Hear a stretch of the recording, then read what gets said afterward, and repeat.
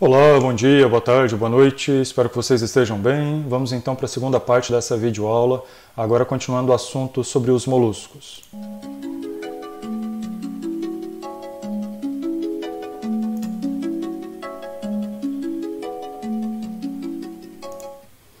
Bom, então sem demoras e tal, vamos trabalhar aqui. Na aula anterior, a gente viu os grupos ali Caldofoveata, deixa eu mudar a corzinha aqui, os grupos Caldofoveata, Solenogastres e Poliplacófora, que formam um grupo dos moluscos que não tem uma concha única, né? São os Poliplacófora e os Aplacófora, os dois primeiros. E dentre aqueles moluscos que produzem conchas, nós vimos ali os Monoplacófora, e vimos também Bivalvia, que é um grupo já bem maior. E vimos também Scaphopoda. Está faltando para essa aula de hoje os Cefalópoda, que a gente vai começar a trabalhar com eles. E, por fim, os Gastrópoda. Tá? Então, primeiramente, os Cefalópoda, que são bastante conhecidos, são bastante comuns no nosso cotidiano, na nossa vida cultural, por exemplo.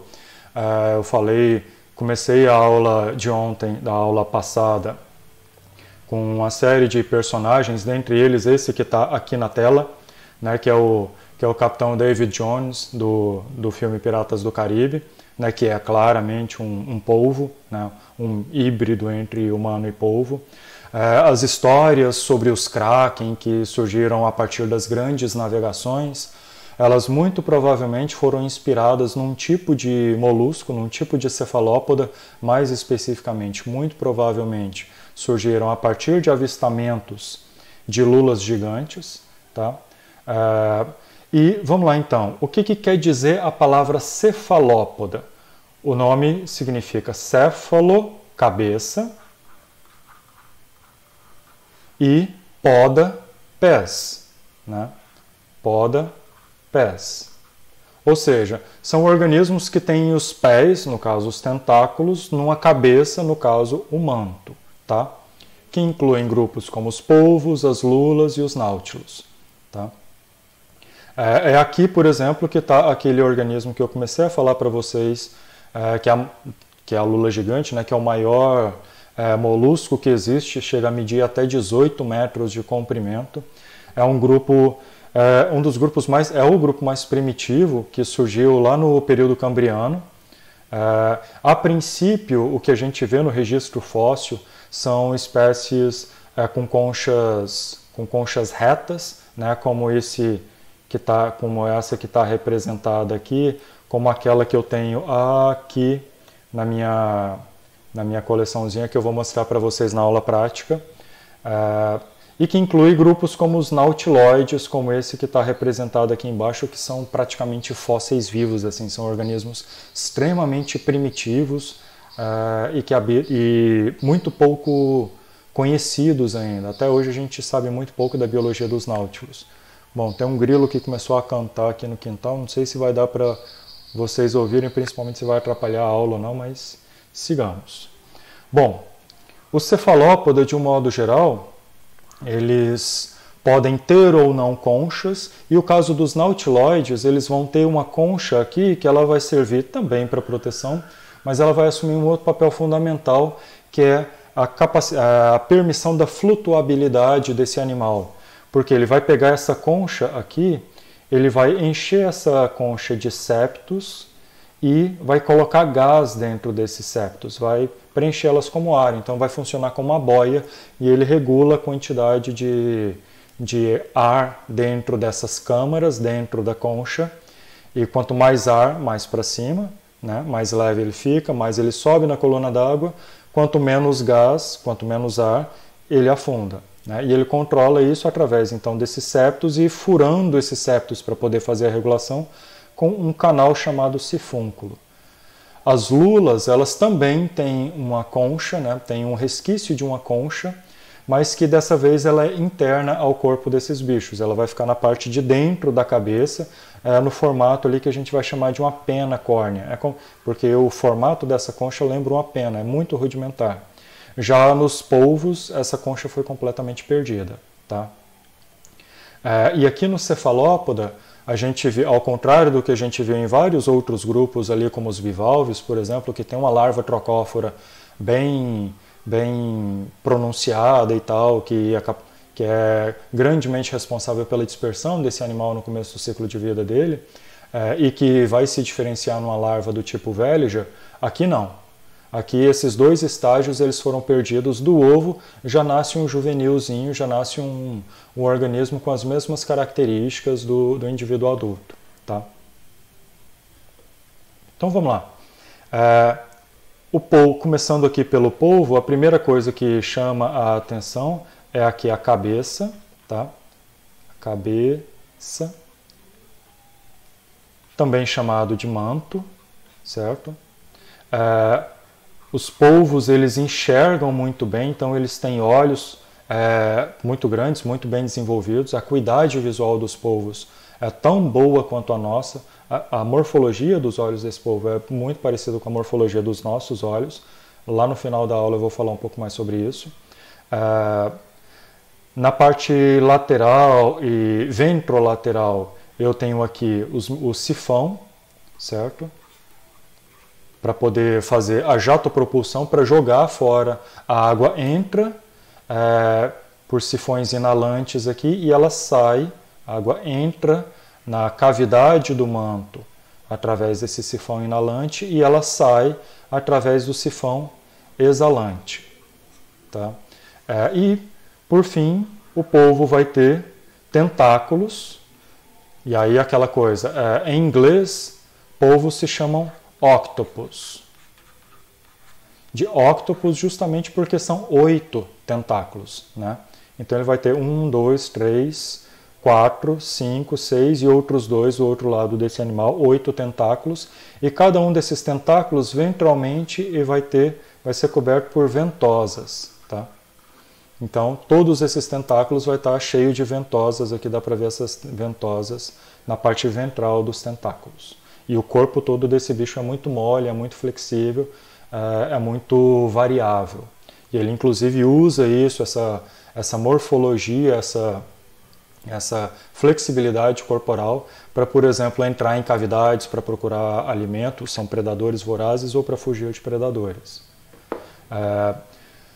Um outro grande grupo aí é o grupo das lulas, sépias e calamares, que assim como os polvos vai ter olhos bem desenvolvidos, vai ter aqui uma cabeça, também chamada de manto, vai ter uma série de tentáculos, e aqui eu vou ter um número maior, não apenas 8, e aí esses tentáculos aqui, na verdade, eu vou chamá-los de braços, porque, está dando pouco contraste aqui, deixa eu mudar a cor.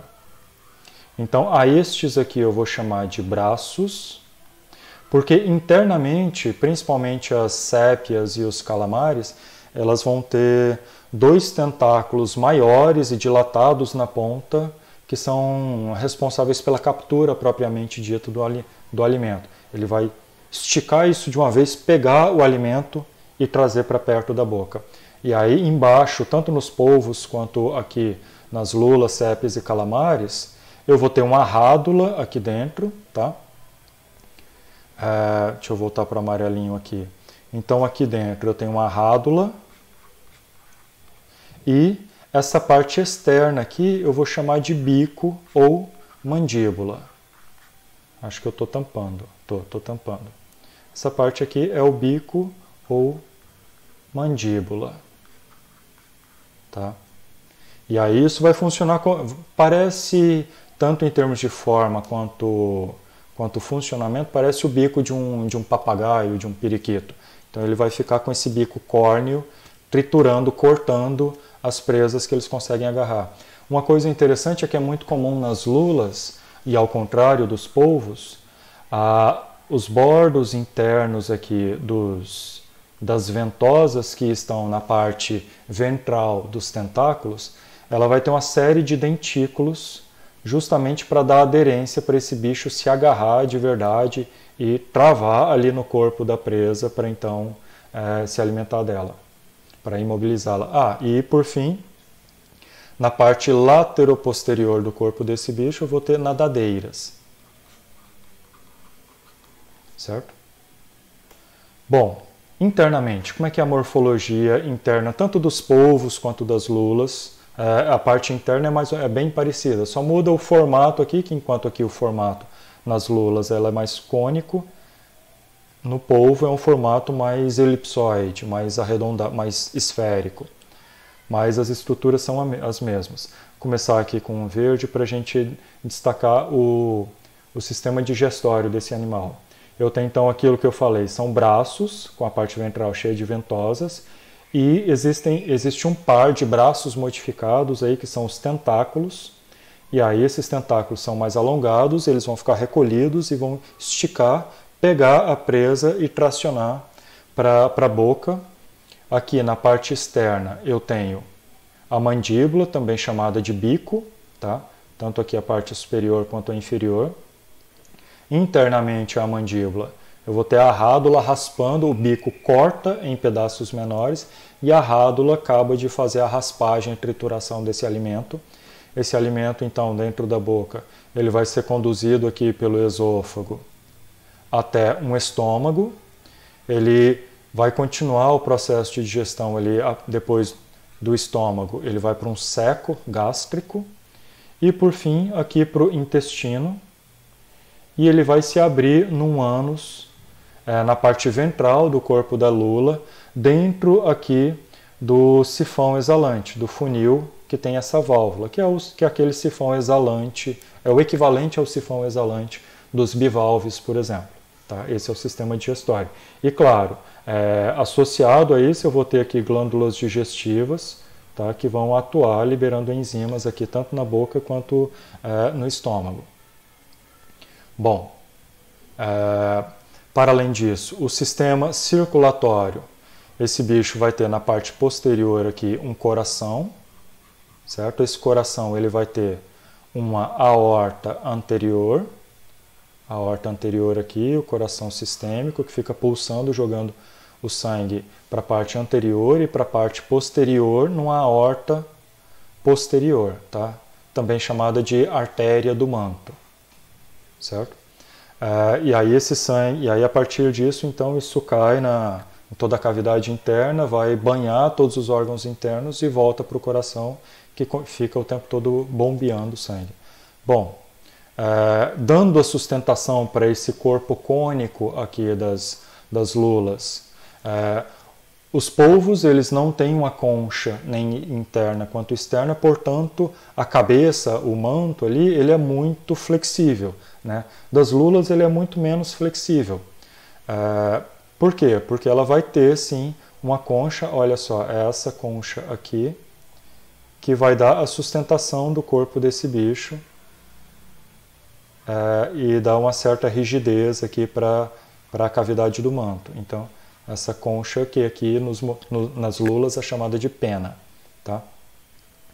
Seguindo, como é que é o sistema excretor desse animal? Bom, ainda associado ao sistema circulatório, eu tenho o sistema respiratório, digamos assim, uma brânquia na parte ventral, e aí dessa brânquia então eu vou ter aqui vasos condutores que vão trazer o sangue venoso aqui do coração para essa brânquia, para ele então ser oxigenado, e aí ele então volta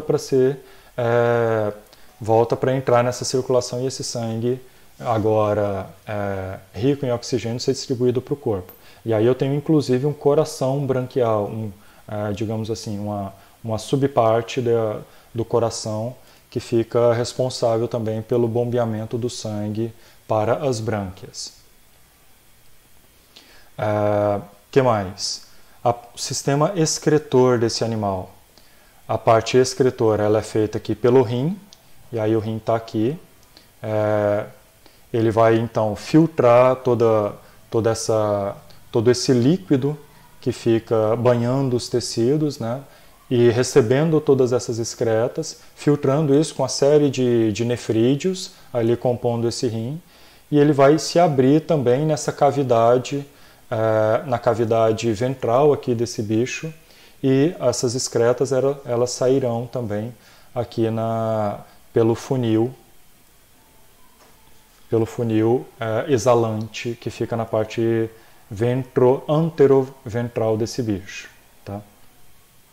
E por último, aqui em azulzinho, eu tenho as gônadas responsáveis pela produção de esperma ou de óvulos, né? Os sexos são separados e esses gametas eles serão encaminhados aqui também para o funil com essa válvula aqui. Então percebam que essa câmara, essa cavidade do manto aqui, ela é tão importante para os cefalópodas quanto é importante para os bivalves, por exemplo.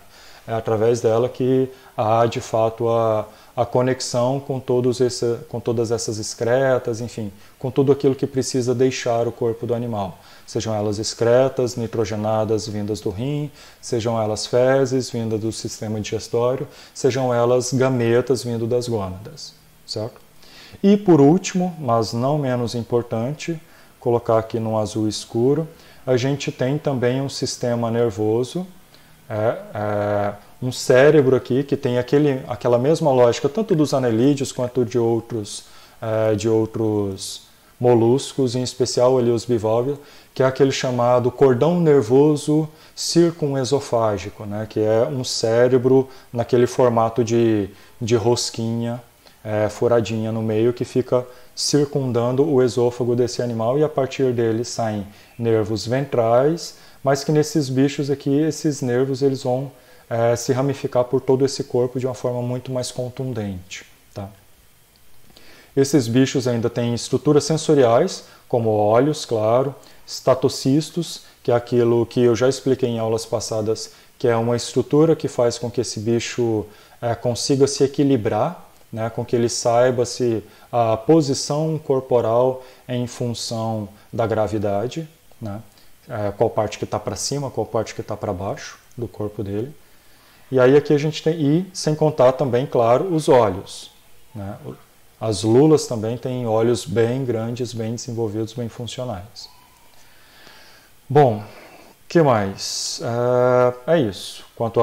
Essa é a anatomia interna básica das lulas.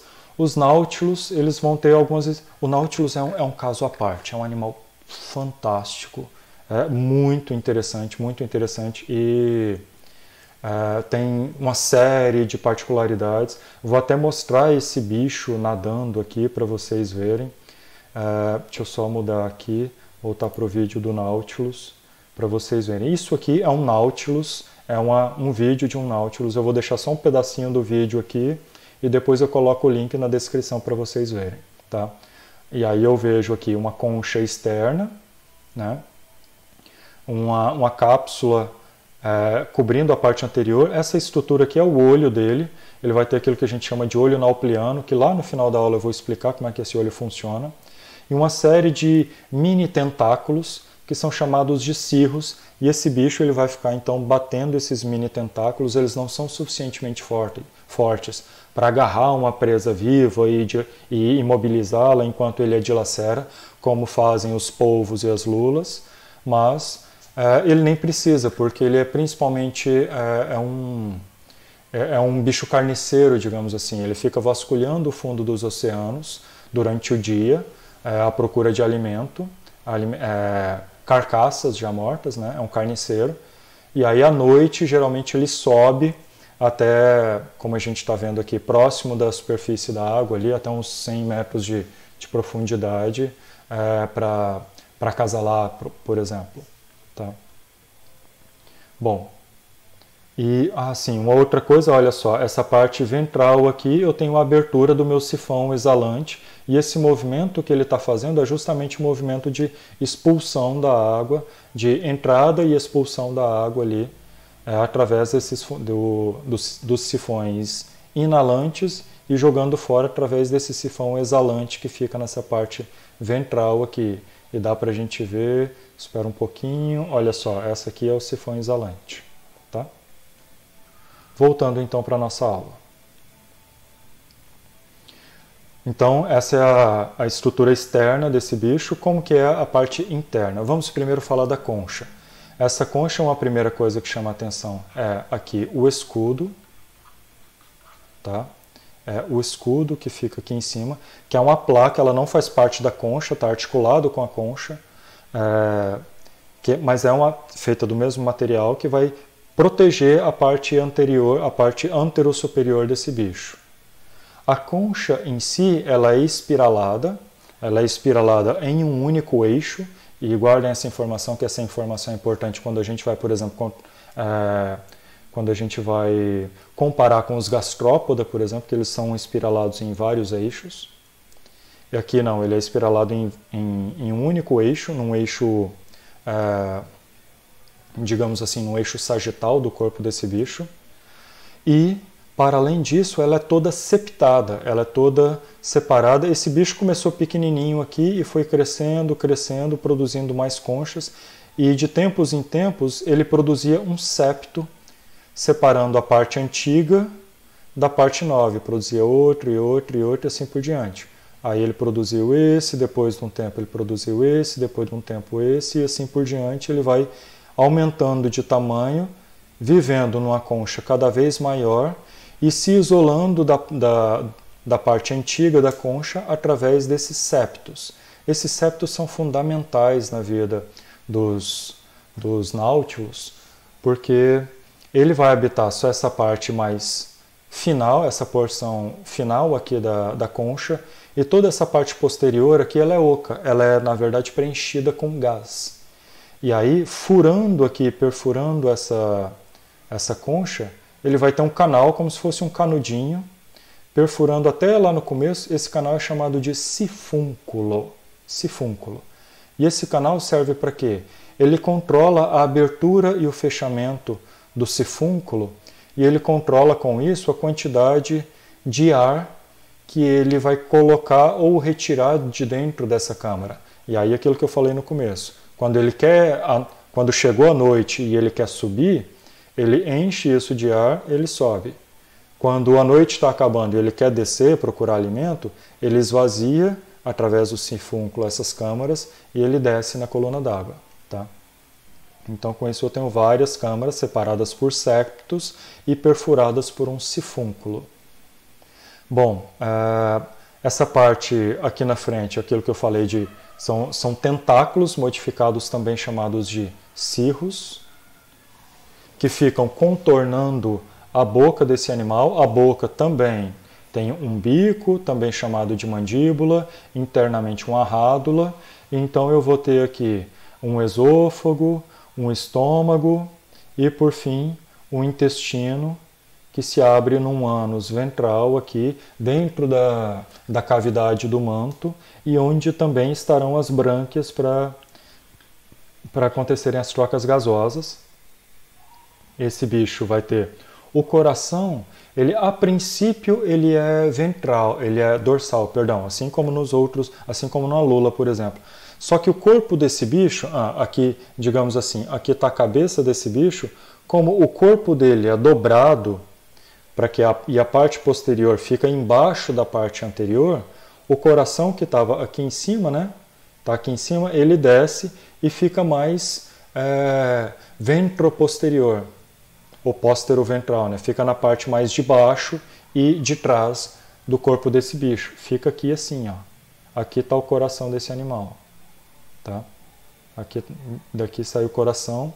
E os ovários a mesma coisa, ovários ou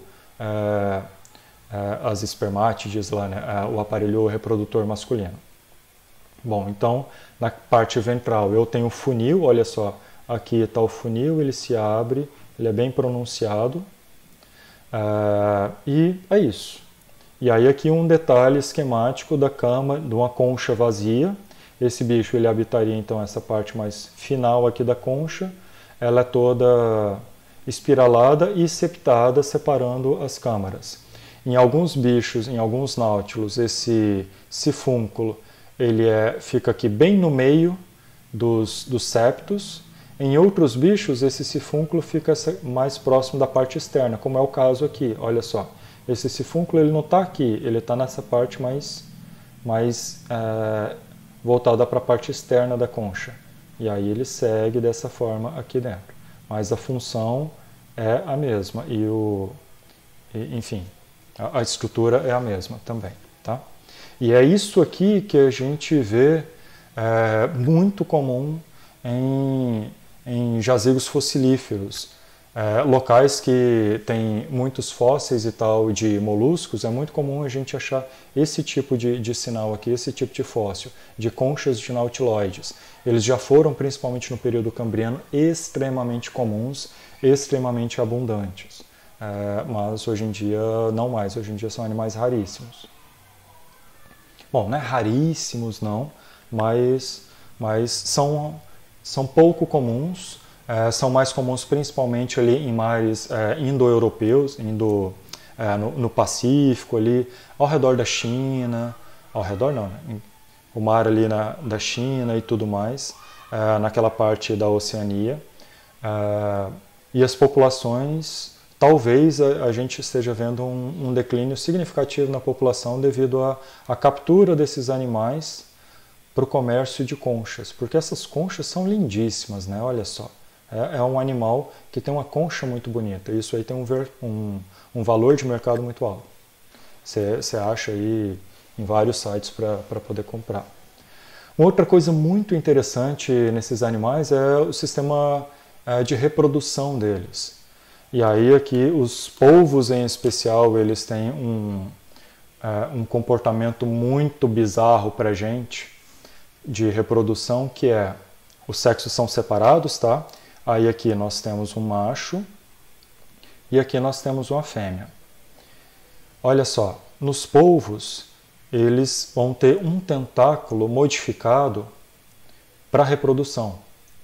Ele vai ter aqui as gônadas dentro aqui do manto, as gônadas dentro do manto do macho e as gônadas dentro do manto da fêmea. Só que essas gônadas aqui, ao invés de se abrirem na cavidade do manto e liberar gametas para a parte externa, o que nos polvos acontece elas se prolongam, formando um tubo que se estende até um desses tentáculos, chamado de ectocótilo. Tá? Então esse tentáculo modificado aqui é chamado de ectocótilo.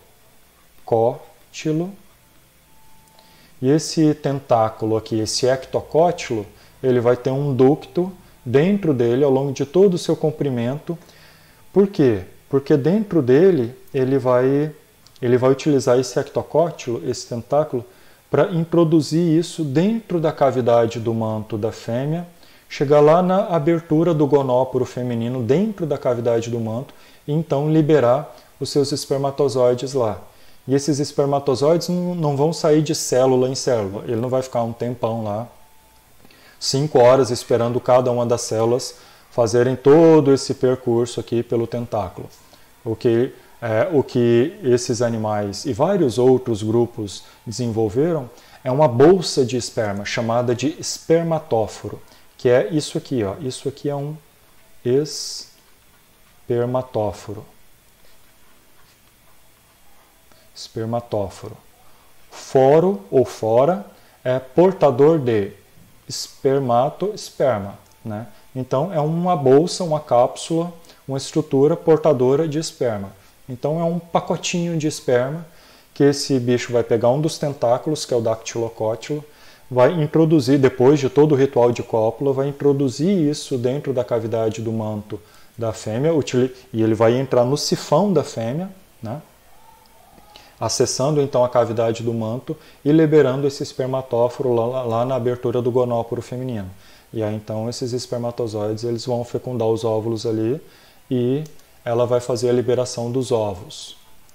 Já em outros, e aí aqui a gente vê um outro desenho esquemático aqui, um macho introduzindo o ectocótilo dentro da cavidade do manto da fêmea. Tá? E aqui, já nas lulas, sépias, etc., não. Esses bichos, eles vão se abraçar e vão fazer essa troca de gametas, ou ainda a fecundação ela pode ser externa. A lula, fêmea, você tem elas em alguns grupos, como as sépias, por exemplo, isso é muito comum. As fêmeas elas ficam ali à procura de machos e tal, quando elas selecionam um macho mais forte, mais grandão, mais bonitão, mais parrudo, esse macho fica ali nadando do lado dela, e quando ela se abaixa para liberar os seus gametas, ele também está ali do ladinho espantando outros machos para liberar os gametas dele também. Tá? E aí aqui a gente vê uma foto, olha só, isso aqui, deixa eu mudar a cor. Isso aqui é um macho e essa aqui é uma fêmea. E aí esse bicho aqui, olha só, o ectocótilo sendo introduzido aqui dentro da cavidade do manto pelo sifão da fêmea. E aí liberando ali dentro o espermatóforo. Vamos ver como é que é o processo de cópula aqui das lulas, das sépias, perdão. Em algumas espécies de sépia, isso é muito legal, eu vou até deixar o vídeo todo aqui, arriscando um dia deixar esse vídeo público e ser banido, mas é muito interessante que nessas espécies de sépias aí, o macho, eles são maiores que as fêmeas, são bem agressivos, e aí a gente está vendo um macho que ele fica espantando os outros machos, e para isso ele utiliza variações nas cores, inclusive pulsos de cor. Isso que a gente está vendo são pulsos que ele vai criando e vai mudando bastante de cor. As sépias são os camaleões dos oceanos. A gente está vendo em tempo real aí esse bicho mudar de cor de uma forma bem significativa. Agora a parte anterior aqui mais alaranjada e tal. E depois, no final, eu vou mostrar até que nível que isso pode chegar. São animais fantásticos. E aí ele fica ali o tempo todo cercando as fêmeas e principalmente não apenas espantando outros machos, como ainda por cima se exibindo, dançando para a fêmea para tentar convencer ela. Né? Ela que faz a seleção sexual. Né? Então ele fica lá se exibindo, olha o tanto que eu sou bonito, olha o tanto que eu ando bem, olha o tanto que eu sou grande, forte e saudável. E aí até que ela aceita, então, deixar ele do lado dela e no momento da postura dos gametas dela.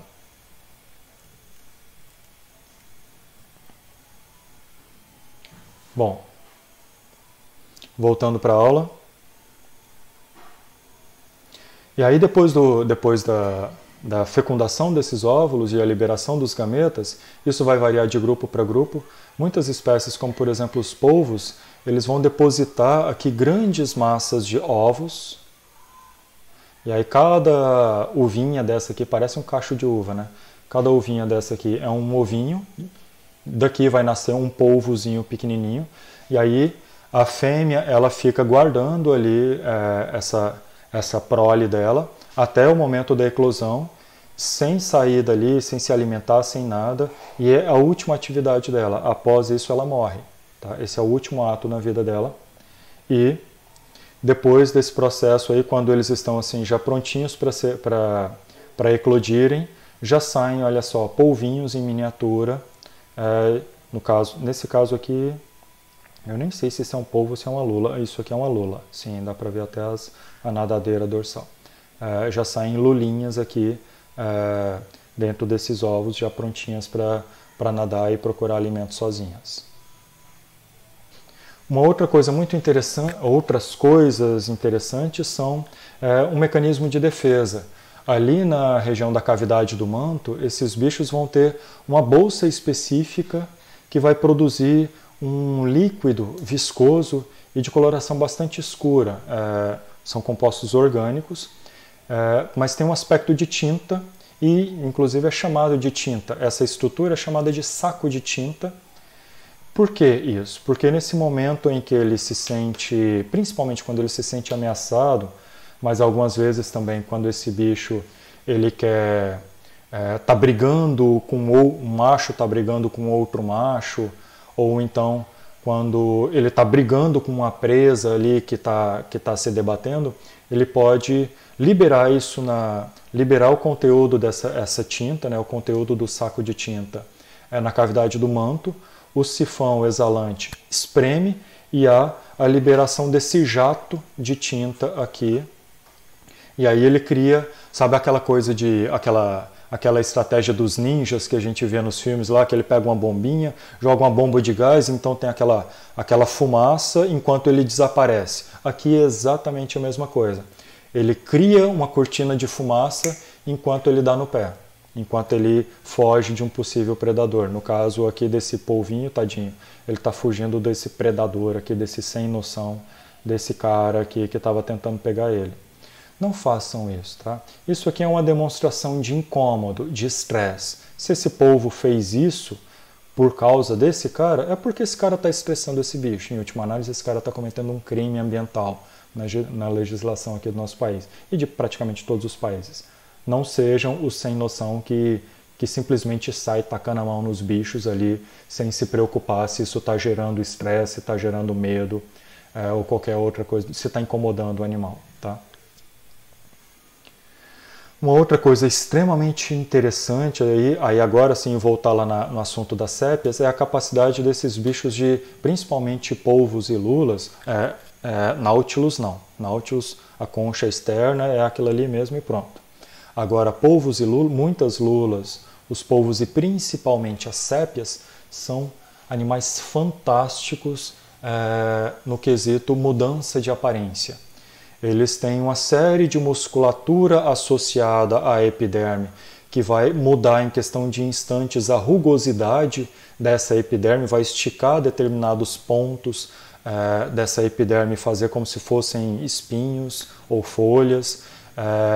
Ele vai se enrugar todo e, principalmente, existem músculos associados a bolsas de pigmentos chamados de cromatóforos.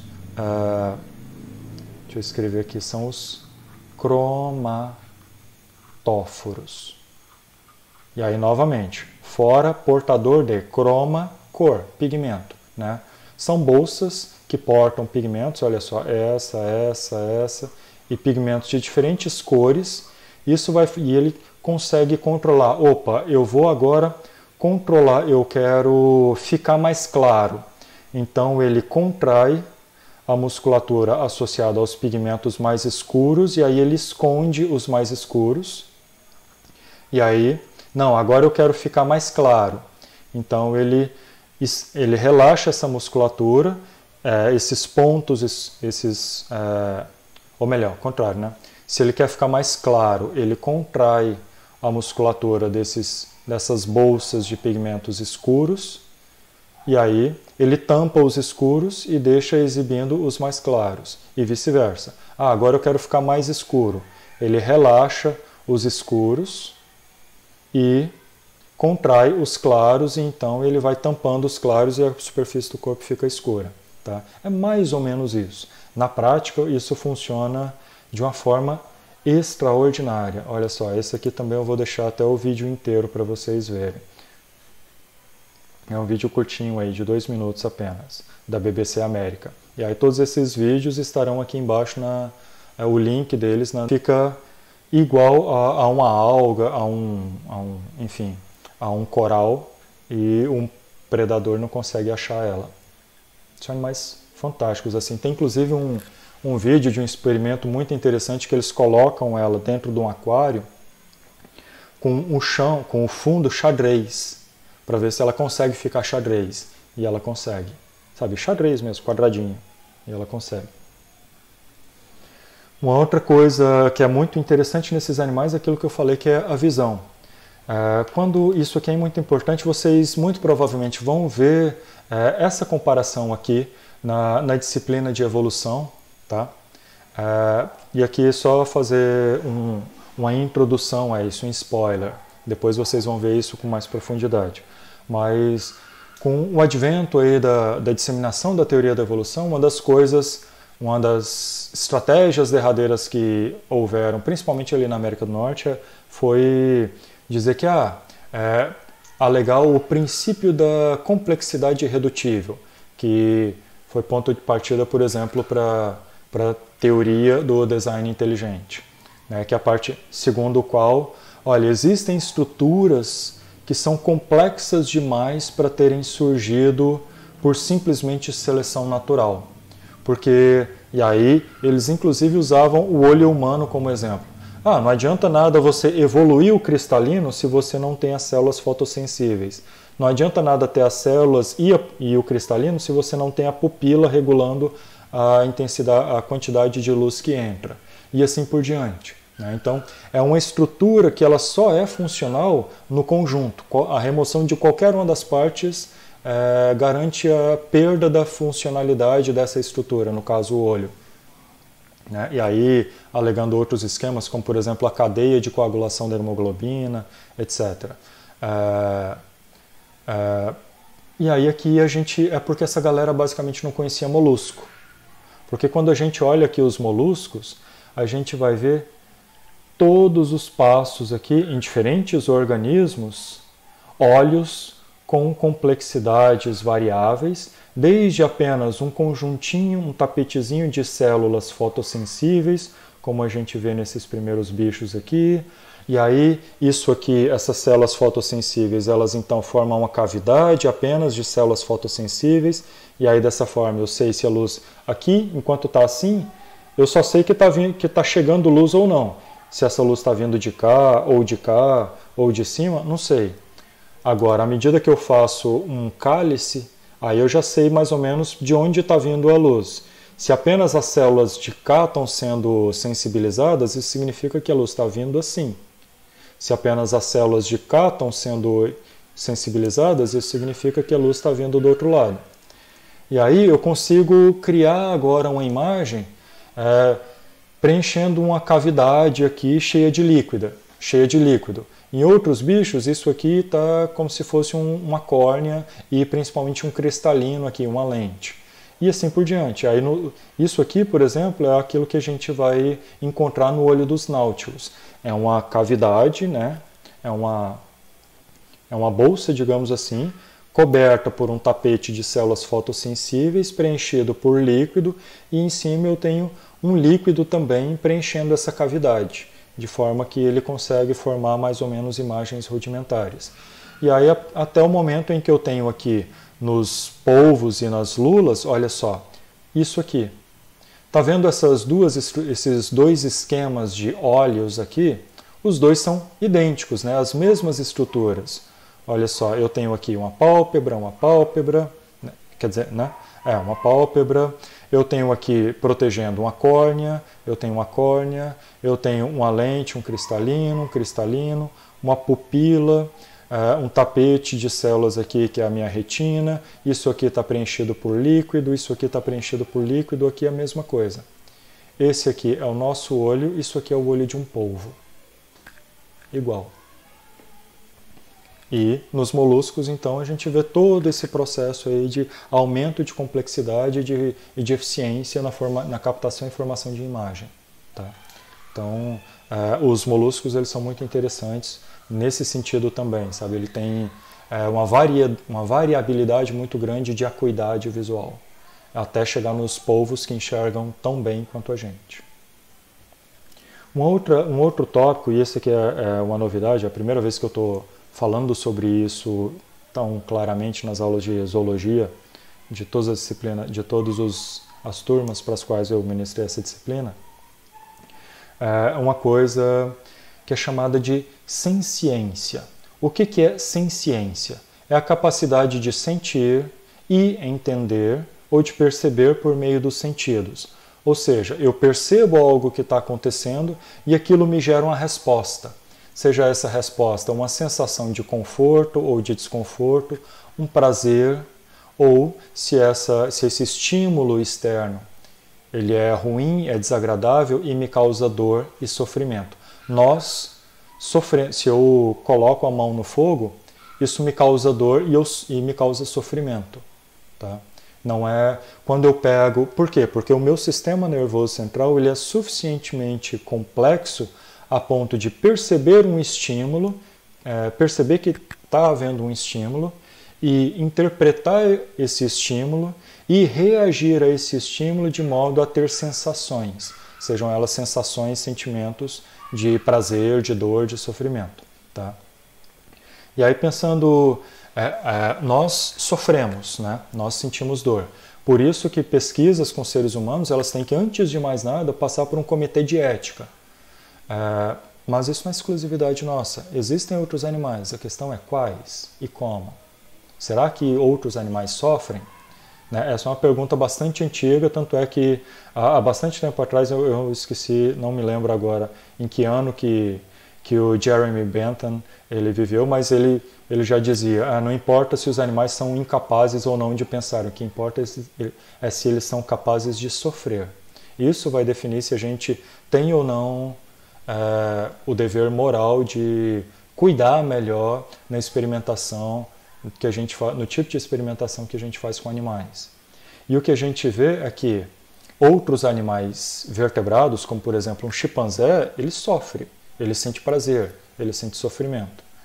Mas é porque são primatas. Vários outros mamíferos, a vaca que vai virar bife no nosso almoço, ela também sofre. Né? O gato, ele também sofre. E os invertebrados? Essa é sempre uma questão antiga, mas ela está mais ou menos bem respondida. Depende de qual invertebrado.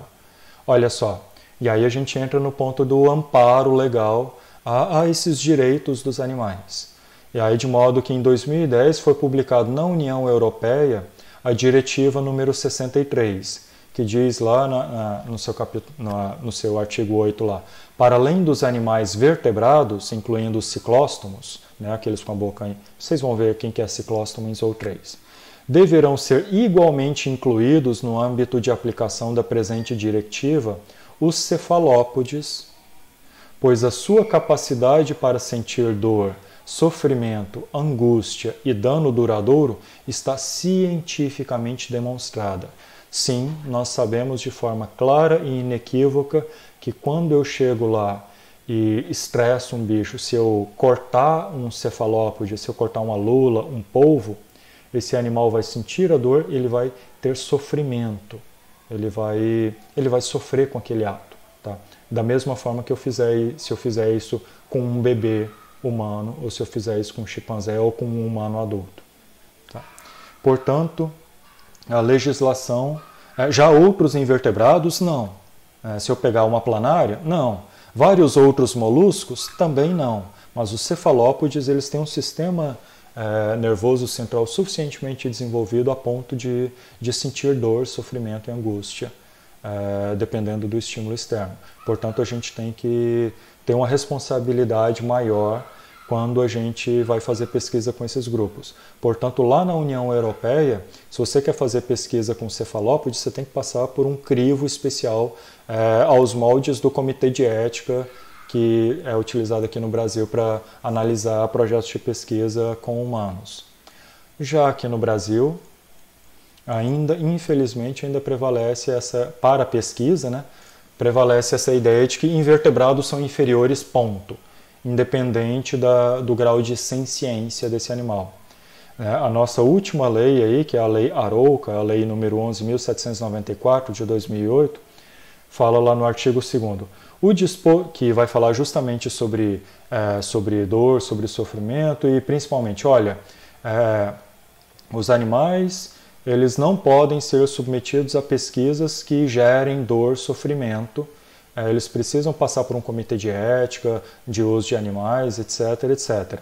Mas no seu artigo 2º já faz a exceção. O disposto nessa lei aplica-se aos animais das espécies classificados como Filocordata, subfilo Vertebrata, observada a legislação ambiental. Ou seja, somente os vertebrados, somente peixes, répteis, aves, mamíferos, anfíbios, que estão amparados aí por essa lei. Todos os invertebrados e todos os outros cordados estão desamparados. Então, sim, um cefalópode ele vai sofrer, sim, mas infelizmente, segundo a legislação do nosso país,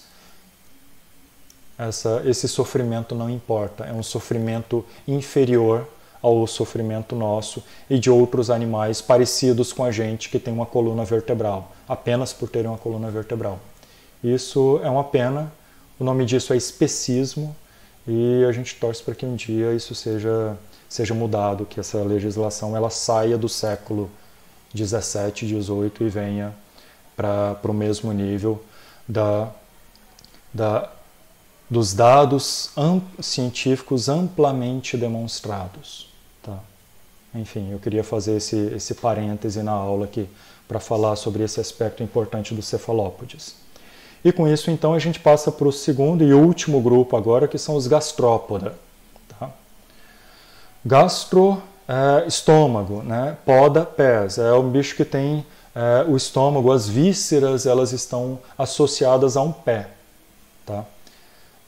Na verdade, estão em cima do pé, né? Estão em cima daquilo que a gente vai chamar de pé, mas ainda dentro da cavidade do manto.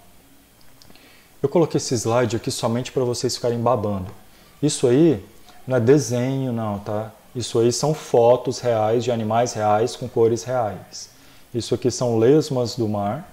Tudo bem que esses bichos são extremamente diminutos assim, tá? Isso aqui é um tipo especial de lesma do mar chamado de dragão do mar, que ela fica mais nadando, enquanto essa outra aqui ela fica se arrastando no fundo dos mares e principalmente em cima de algas. Tá?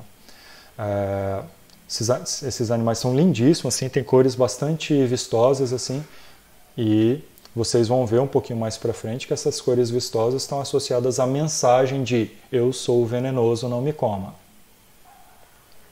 Como que é? A gente já viu a morfologia na aula passada, como é que é a morfologia geral, né? Todas essas estruturas aqui, esses órgãos, mas lembrem-se lá, eu tenho uma cabeça anterior, uma concha dorsal, um pé ventral e uma massa visceral interna, certo? Beleza. Bom, e aí lembram-se aqui nesse esquema, através desse esquema, esse esquema aqui na verdade, olha só, tá vendo várias placas, né? Isso aqui é um poliplacófora, mas uma lapa, por exemplo, que é um gastrópoda, tem uma concha muito similar. E principalmente os órgãos internos aqui são bem parecidos, a morfologia é muito parecida. E o que importa aqui eu quero focar em alguns probleminhas. Primeiro problema não sei se vocês repararam na aula anterior, quando eu falei que as brânquias, olha só a brânquia aqui, ela fica na cavidade do manto, só que, primeira coisa, ela é posterior, ela está lá atrás. E, portanto, o sentido da água, a água está passando, à medida que esse animal se arrasta para lá, a água está passando para o sentido oposto, né? Então é muito mais difícil a água acessar, que ela tem que vir, entrar aqui e daqui ela também sair, né? Então, em termos de fluxo da água, isso aqui traz um problema e traz, portanto, uma ineficiência de trocas gasosas para esses bichos aí.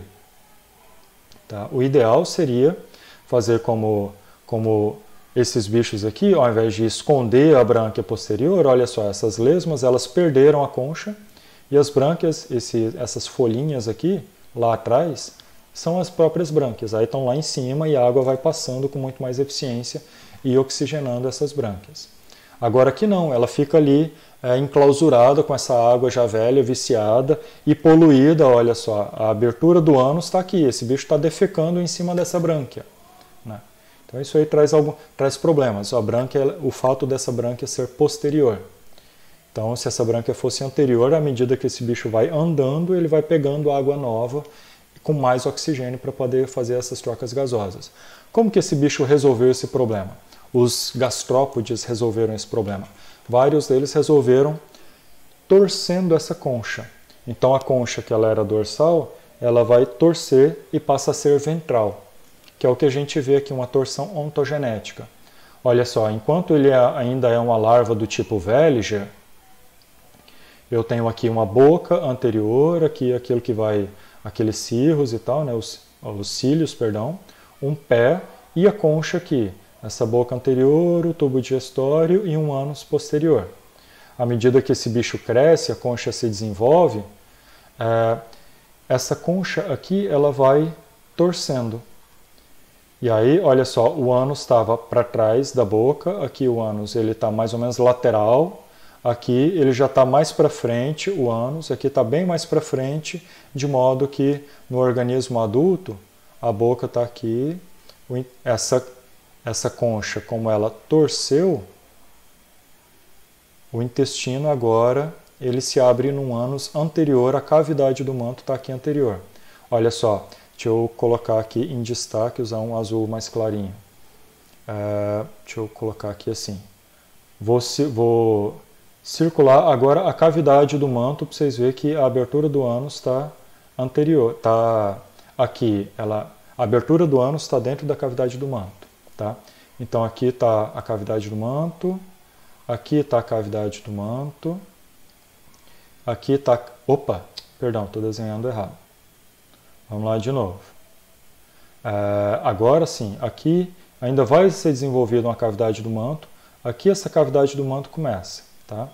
E aí aqui ela já está maior, o ânus lá dentro da cavidade do manto, e essa cavidade do manto, tá vendo que ela estava aqui para trás, ela estava para cá, aí agora essa cavidade do manto já está do lado ainda, só que com o ânus mais para frente, o ânus estava aqui pertinho da boca, o ânus está mais para frente, e aqui, olha só, a cavidade do manto está completamente anteriorizada. Então, por quê? Porque esse bicho girou essa concha, e aí agora a brânquia ali dentro da cavidade do manto está voltada para frente, maravilha. Só traz um outro problema. E aí desse jeito esse bicho fica fazendo cocô na cabeça, né? É um problema que não é um problemão, assim, porque como é anterior, a água fica constantemente banhando e lavando isso, né? Então, isso não faz com que esse bicho fique sujo o tempo todo, né? Porque a água fica entrando ali e lavando o tempo todo. E as brânquias, elas estão recebendo agora uma água muito mais facilmente, uma água mais rica em oxigênio. E aí aqui é a mesma coisa, uma visão dorsal acho que fica até mais clara. Olha só, a cavidade do manto está aqui, na parte mais posterior, aqui já está numa parte mais lateralizada, à medida que esse bicho vai envelhecendo, né? Vai saindo do estágio de larva. Aí aqui já está bem mais para frente, até que no organismo adulto já está completamente anterior, tá? Isso foi o que vários gastrópodes encontraram como solução. Outros gastrópodes encontraram como solução bora fazer um furo nessa concha. Ao invés de, se o problema é que ela está para trás e colocar para frente não é uma boa ideia também, a gente joga para cima, a gente faz cocô para cima. E aí dessa forma a abertura ela é lateral, a água vai entrar por aqui e ela vai banhar essas brânquias e ela vai sair aqui para cima. Porque é aqui em cima que vai estar o reto, olha só, a abertura do ânus aqui. Então as fezes vão ser liberadas aqui, mas tudo bem, porque eu tenho um fluxo de água que já passou pelas brânquias e que vai jogar essas fezes embora. E da mesma forma, outros bichos, ao invés de jogar para cima, bora jogar para o lado. Então eu vou perder uma brânquia, eu vou ficar com brânquia só de um lado, e aí eu coloco o ânus do outro lado, e aí eu faço esse movimento aqui com a água. Então a água primeiro entra, banha as brânquias, e quando ela sai, ela vai encontrar aqui com a abertura do ânus, vai pegar essas fezes e jogá-las para fora. E aqui é a mesma coisa, só que é um outro tipo de brânquia, tá? E aí olha só, esse primeiro exemplo aqui é o que a gente vê nas lapas, que são esses desenhos aqui. Aqui eu estou vendo vários tipos de conchas de espécies distintas, uma vista posterior, uma vista de cima, quer dizer, uma vista dorsal, né, uma vista de cima dessas conchas, e uma abertura apical, olha só essa abertura apical, por onde a água vai sair levando as excretas e essa água que já banhou as brânquias. Tá? Um outro problema aí dos gastrópodes, que eles são tão dependentes, as conchas são tão importantes, é o fato dessas conchas serem pesadas. Pensa só, imaginem os mares aí do período ordoviciano de aproximadamente 470 milhões de anos atrás. A gente ia achar carinhas como esse aqui, como cameroceras. Isso aqui, esse desenho, está numa escala real, tá? Olha o tamanho de uma pessoa, o tamanho desse molusco aqui, certo? É também do grupo dos nautiloides, tá? É aquilo que eu falei para vocês, que o nautiloide, aí resgatando aquela história lá no começo da aula, que os nautiloides eles espiralaram essa concha, mas em um único sentido. Só que alguns grupos, outros grupos não. Outros grupos essa concha era completamente não espiralada. Esse bicho começou desse tamanhozinho e à medida que ele foi crescendo, lembram-se lá das câmaras, né?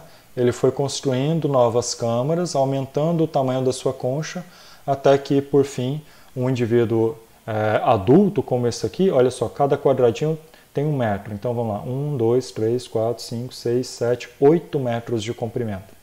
Então um Cameroceras desse aqui com 8 metros de comprimento, pense, e carregando uma concha de 1, 2, 3, 4, 5, 6 metros de comprimento, pense uma concha de 6 metros de calcário, né, bastante pesada, então ela tem que ser muito robusta também, né, muito grossa, para aguentar aí esse bicho.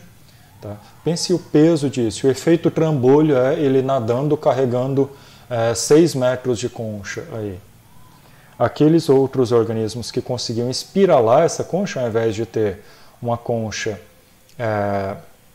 de 6 metros, olha só, uma concha de pouco mais de 2 metros já resolvia, porque ele agora está pegar essa concha aqui e ele vai espiralando, enrolando essa concha.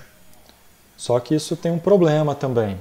Se eu espiralo num único sentido, isso faz com que essa concha ainda continue sendo muito grande. Então, esses organismos que espiralam a concha em um único sentido, eles têm uma desvantagem evolutiva em relação a outros que têm uma forma mais eficiente de espiralamento, que é a forma que a gente vê nos caramujos terrestres, por exemplo. E, principalmente, isso é uma desvantagem, isso é um complicador para organismos muito grandes, e por isso que quase a totalidade dos nautiloides foi extinta, exceção aí do Nautilus e tal, e principalmente todos os grandes nautiloides e todos os grandes moluscos portadores de conchas foram extintos. Tá? Hoje em dia a gente vê no máximo aí um bivalve ali na costa da Austrália, que ele chega a ter 2 metros de largura, mas ele está fixo no substrato, ele não fica movimentando para lá e para cá. Né? Ele apenas abre e fecha essas valvas. Bom, então assim, eu tenho um problema de uma concha pesada e muito grande. A solução é aquilo que a gente já viu, um espiralamento. Eu vou espiralar essa concha, mas espiralar em um único plano apenas não resolve muito. Né? Então, ao invés de espiralar em um único plano, eu posso espiralar ela ao mesmo tempo que eu vou enrolando ela assim, eu vou enrolando ela em mais de um sentido. Tá? Então eu começo aqui nos caramujos, por exemplo, uma concha espiralal espiralada em um único sentido, tá?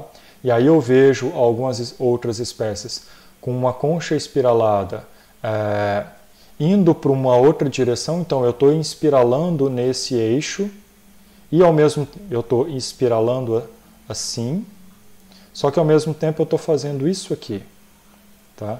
Eu estou aumentando de tamanho aqui e estou aumentando de tamanho para cá. Na verdade, eu estou aumentando de tamanho para o outro lado. Né? Eu estou crescendo para cá. Ela está espiralando aqui e crescendo para cá. Começou aqui e vai crescendo para lá. Tá? Só que aí isso é um problema. Dessa forma que ela fica mais compacta, porque eu não preciso colocar a parte antiga da concha completamente por fora, eu posso colocar mais do ladinho.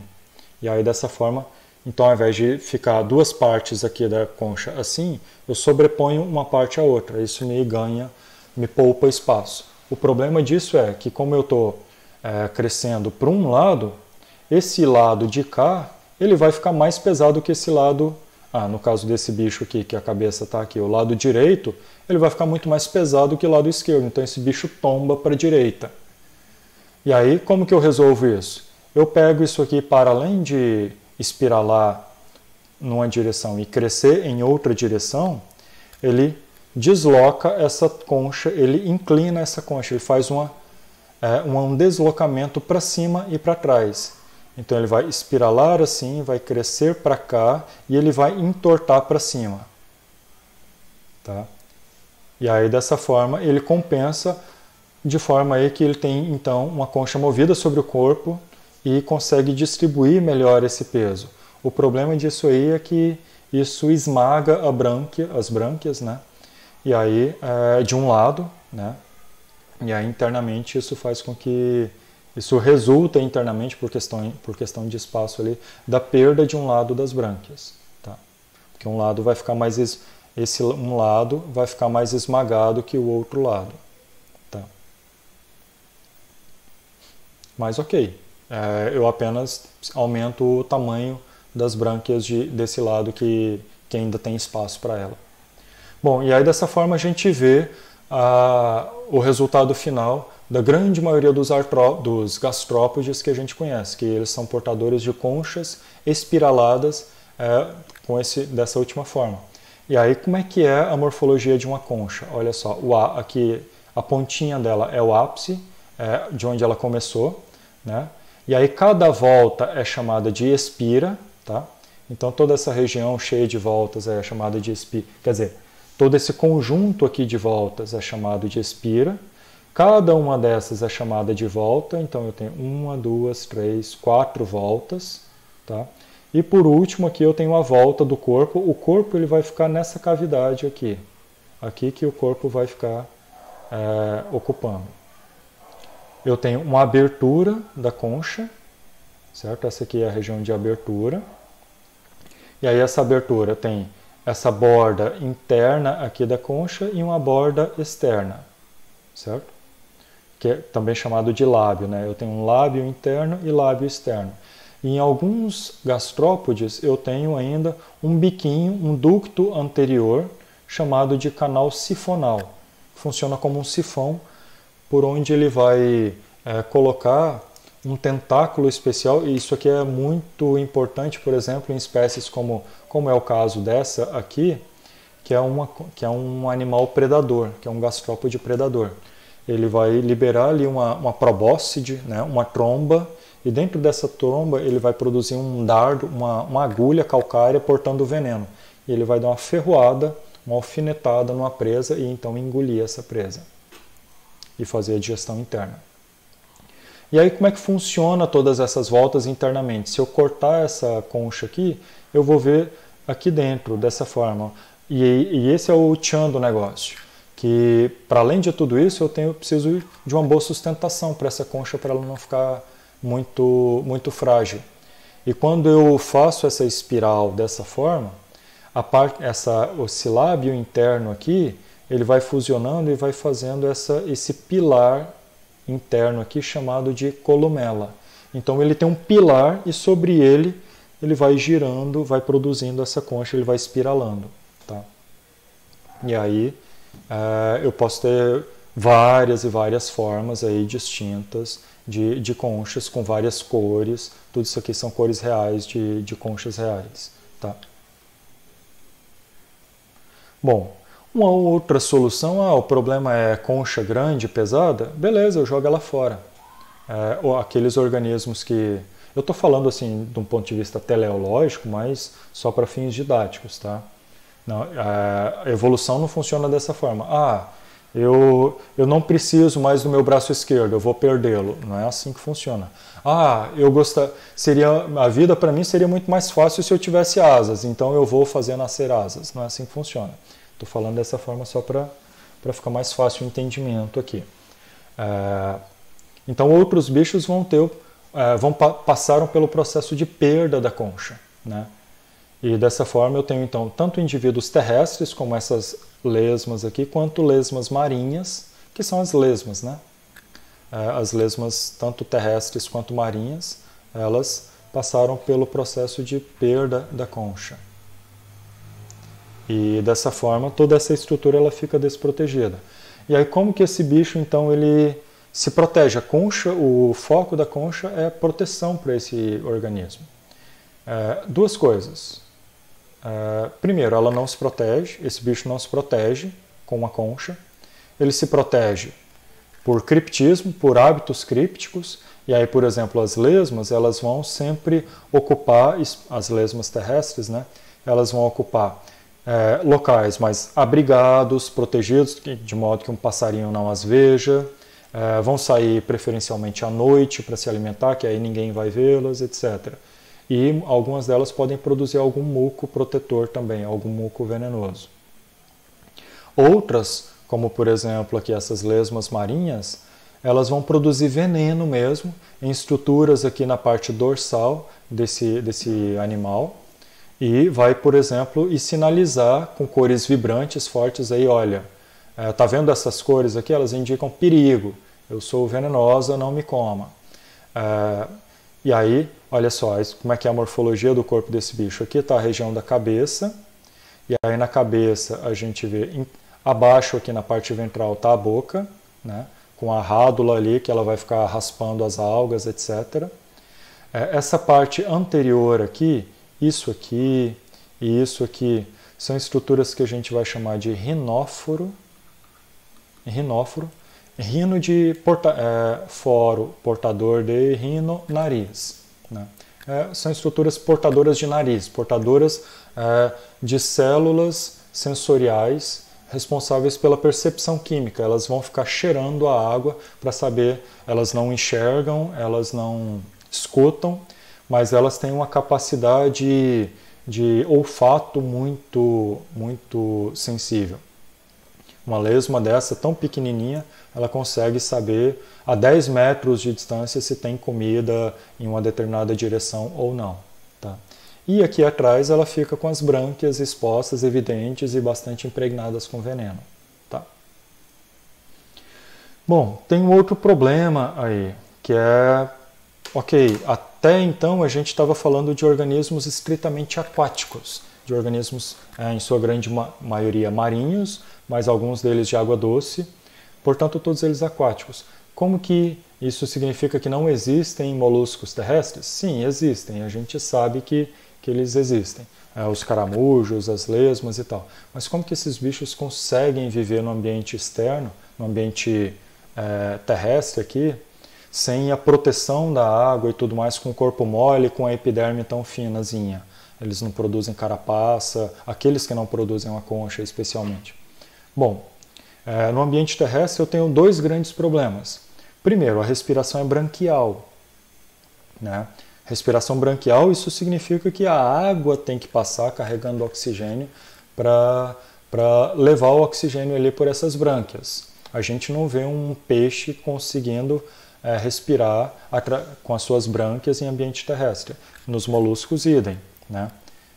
Eu tenho um primeiro grande problema, que é as trocas gasosas utilizando as brânquias. O outro problema é isso da dessecação. Como que esses bichos resolveram isso? Os caramujos são um exemplo fantástico disso. Eles vão abrigar boa parte do corpo dentro da concha, e aí é que eles vão aproveitar a concha em plenitude. Opa, o ambiente está muito... Primeiro, eu vou escolher onde que eu vou viver. Eu vou viver sempre associado a um ambiente úmido. Sempre na terra, sempre na beira de um rio, qualquer coisa do tipo. A umidade tem que estar muito alta, ou mesmo molhados, mesmo a lama, etc. E se o ambiente está ficando muito seco, eu me recolho dentro dessa concha, e inclusive alguns gastrópodes desses vão ter uma tampinha aqui atrás, dessa forma aqui que eu estou desenhando. E aí, essa tampa aqui ela vai se chamar opérculo, e a função é uma tampa mesmo. Que aí esse bicho, quando ele vai se retrair para dentro da concha, ele retrai primeiro a cabeça, por último o pé e por último essa região. E aí isso aqui vem para cá e tampa aqui a abertura dessa concha. Dessa forma ele então fica bloqueado, fica isolado ali dentro. E ele inclusive se tampa com um pouco de água lá dentro para ele garantir a umidade, para ele evitar o dessecamento. Tá? Uma outra coisa que eles conseguiram foi uma substituição, uma perda das brânquias, e passaram a fazer uma respiração do tipo pulmonar, tá? No manto. Então eles utilizam a cavidade do manto e enchem ela de capilares, de vasos sanguíneos, e aquela cavidade do manto passa a funcionar como um pulmão. O ar entra ali, e como o epitélio ele é muito fininho e está extremamente vascularizado, e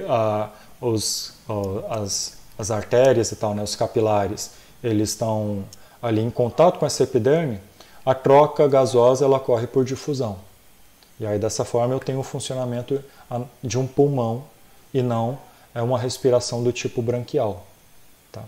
E uma outra coisa também uma outra grande aquisição evolutiva que propiciou esses bichos a conquista do ambiente terrestre foi a cobertura, a proteção maior dos ovos. Então eles vão agora encapar, envelopar esses ovos com uma casquinha. Então é um ovo parecido com ovo de galinha, só que aqui eu tenho versões muito menores, e aí eles vão botar, aí aqui a gente está vendo um gastrópode, aí, um caramujo botando uma massa de ovos, tá? Numa pedra, e olha só, aqui atrás está a água, aqui está a água. Então sempre em ambientes com grande umidade. Ou então, se não está próximo a corpos d'água, dentro do solo bastante úmido, que o solo ele consegue reter uma umidade muito maior do que a superfície dele que está em contato com o ar. Tá? E uma outra coisa que eles vão fazer eles vão, à medida que eles vão se arrastando com o seu pé na superfície do solo, isso gera atrito, né? A água ela diminui muito mais o atrito. Agora no ambiente terrestre não, eu tenho um atrito muito grande. E o que eles vão fazer eles têm o desenvolvimento de uma série de glândulas secretoras de um muco que vai fazer com que esse bicho deslize mais facilmente em cima do substrato e ele, portanto, não arranhe a superfície do seu pé. Ele não se fira ali andando, se arrastando, se rastejando em cima dessa rocha, por exemplo. E aí, agora para finalizar, isso é interessante porque esse muco aqui, ele inclusive é utilizado por muito tempo aí, desde a Idade Média, para o tratamento de pele. E aí a gente vê aqui algumas clínicas estéticas colocam aí para caramujos e tal, obviamente de uma espécie determinada, para poder ficar andando na superfície andando na pele da pessoa. Por quê? Porque esse muco é muito rico em colágeno. Então isso funciona como tratamento de pele. Não vão fazer isso, viu? Não vai sair no quintal catando o caramujo, aí, principalmente o caramujo africano, e colocando ele na cara e tal para andar. Isso é um tratamento muito eficiente também para estrias, mas não vai sair colocando caramujo no bumbum aí para poder tirar a estria, não, pelo amor de Deus. Tá? São espécies determinadas, um bicho que foi criado, isoladinho, limpinho para isso. Tá? Existem muitas espécies de caramujos que são vetores de importantes parasitas. E vocês vão ter uma disciplina muito disso aí. Na disciplina de parasitologia vocês vão ver várias doenças que, como hospedeiro intermediário, está lá um caramujo. Certo? Falando ainda disso, de problemas e tal, só agora para fechar, esse é o último slide, a gente tem aqui na região de Marabá um problema muito sério aí, quando começam as cheias, a gente tem uma densidade muito grande desse bicho aqui. Ó. Esse aqui está uma versão super size, mas eles podem ficar desse tamanho mesmo, isso aqui não é montagem, mas geralmente eles ficam um pouco menores, que é o caramujo africano, que é a Achatina folica, tá? O nome científico dele. Esse bicho tem esse nome por quê? Porque ele foi introduzido no Brasil, da África, eu esqueci qual país da África, não sei se foi Angola ou Moçambique, não lembro, mas veio da África, quando quiseram fazer aqui a produção de um escargot brasileira, de uma versão mais barata de escargot, né? Só que isso não colou aqui no Brasil, não teve um apelo, e aí o povo acabou deixando o bicho escapulir, ou mesmo liberando esses bichos no ambiente natural, e isso se espalhou ali de São Paulo para o Brasil inteiro, até aqui no Pará. E aí esses bichos, existe a possibilidade, existem doenças que são veiculadas pelo caramujo africano. Isso é raro, isso é bem raro, tá? A gente não precisa se preocupar tanto com isso, não precisa de pânico quando vê esses bichos aí nos nossos quintais, e é muito comum vê-los nos nossos quintais. Esses bichos eles vão botar os ovos no solo, e aí aquilo que eu falei, está sempre associado à umidade, né? Eles são comuns aí no começo do período do inverno amazônico, por quê? Com a chegada das chuvas, ao aumento da umidade, principalmente da umidade do solo, ao rebrotamento da vegetação e, portanto, maior disponibilidade de alimento, é o momento perfeito para esses bichos se reproduzirem, os ovos eclodirem, etc., para eles, então, serem mais ativos. E aí é quando a gente vai vê-los com mais frequência. O restante do ano, ao longo do período chuvoso. Eles estão lá comendo, aumentando de tamanho, se reproduzindo, botando no solo, e aí, beleza, cessa o período chuvoso, esses ovos ficam incubados ali no solo. No próximo período chuvoso, esses ovos eclodem e sai uma nova leva aí de caramujos africanos. Tá? O que vocês veem quando quintal está cheio desse bicho? Simples, pega esses bichos, coloca aí numa sacola e coloca para o lixeiro levar. Deixa eles morrerem ali de morte natural, digamos assim. Professor, minha mãe joga sal. Pois é, lembra aquela história lá dos cefalópodes? Que esses bichos, bom, para muitas espécies a gente sequer testou.